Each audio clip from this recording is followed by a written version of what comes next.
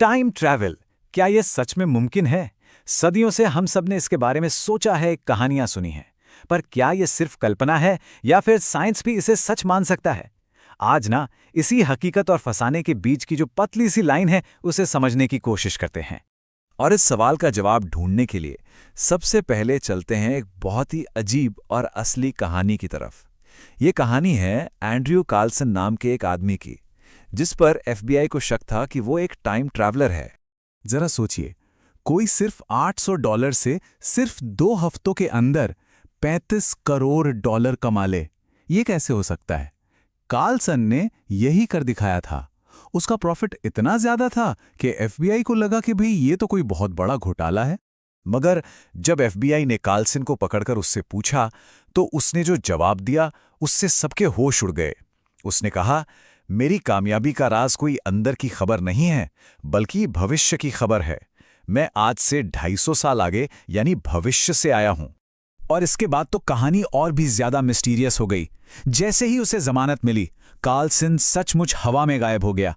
और जब छानबीन हुई तो पता चला कि दिसंबर 2002 से पहले एंड्रू कार्लसन नाम का कोई आदमी था ही नहीं।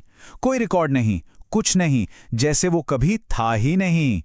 अब देखिए, कार्लसन की कहानी सच थी या झूठ, ये तो एक राज है। पर ये हमें एक बहुत बड़े सवाल पर लाकर जरूर खड़ा कर देती है कि क्या साइंस के हिसाब से असलियत में टाइम ट्रैवल मुमकिन है? चलिए आज इसी रहस्य से पर्दा उठाते हैं। तो सबसे पहले बात करते हैं भविष्य में जाने की, यानी फ्यूचर में ट्रैवल करने की। और मजे की बात यह है कि साइंस इसे मुमकिन मानता है।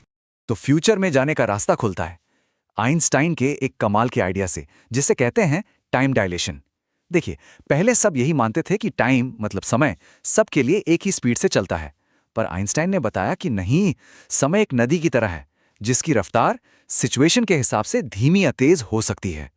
अच्छा, तो समय की इस रफ्तार को बदलता क्या है? पहला फैक्टर है स्पीड, यानी गति।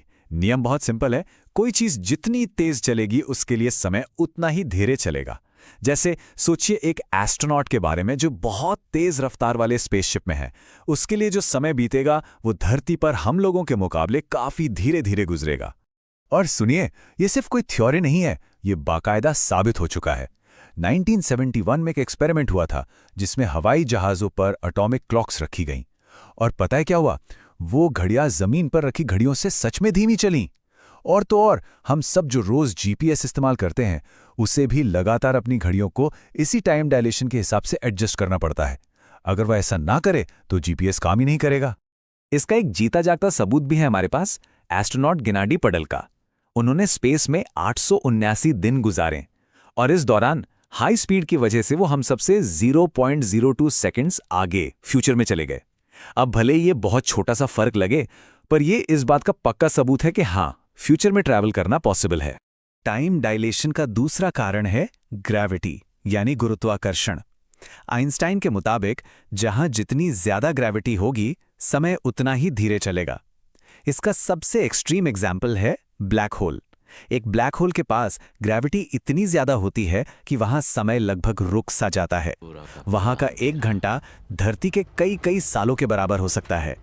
तो ठीक है, भविष्य की यात्रा तो मुमकिन लगती है, मगर क्या हम वापस जा सकते हैं? क्या बीते हुए कल में लौटना पॉसिबल है? बस यहीं से साइंस की असली चुनौतियां शुरू होती हैं।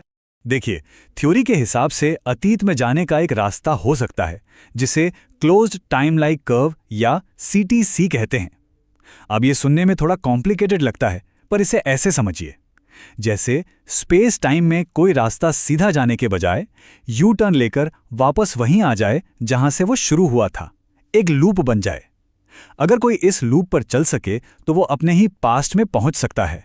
अब सवाल ये है कि ऐसा लूप बनेगा कैसे? तो थ्योरी कहती है कि कोई बहुत ही भारी या तेजी से घूमने वाली चीज, जैसे कि एक रोटेटिंग ब्लैक होल, वो अपने आसपास के स्पेस टाइम को किसी चादर की तरह मरोड़ सकता है। और अगर ये मरोड़ बहुत ज्यादा तो हो सकता है कि जो रास्ता भविष्य की तरफ जा रहा था वो घूमकर वापस अतीत की तरफ ही मुड़ जाए, और बस बन गया एक टाइम लूप। लेकिन मान लीजिए हमने ऐसा रास्ता बना भी लिया, तो यहीं पर एक बहुत बड़ी सिर चकरा देने वाली प्रॉब्लम सामने आती है, जिसे कहते हैं ग्रैंडफादर पैराडॉक्स। इसे समझने की कोशिश करते हैं। सोचिए, कोई टाइम मशीन में बैठकर पास्ट में जाता है और किसी तरह अपने दादाजी को अपनी दादी से मिलने से रोक देता है, तो क्या होगा? जाहिर है उसके पेरेंट्स का जन्म नहीं होगा, और अगर पेरेंट्स ही नहीं तो उसका खुद का जन्म भी नहीं होगा, है ना? पर अगर उसका जन्म ही नहीं हुआ तो फिर टाइम मशीन में बैठकर पास्ट में गया कौन था? ये एक ऐसा लूप है जिसका कोई सिरा नहीं मिलता, एक कभी ना खत्म होने वाला पैराडॉक्स। तो क्या इस पैराडॉक्स का कोई तोड़ है? क्या कोई रास्ता है? साइंटिस्ट इस पहेली को सुलझाने के लिए कुछ बहुत ही इंटरेस्टिंग थ्योरीज देते हैं। इस मुश्किल के दो बड़े जवाब हो सकते हैं। पहला है नोविकोव का सिद्धांत। ये कहता है कि आप पास्ट में जाकर कुछ बदल ही नहीं सकते। क्यों?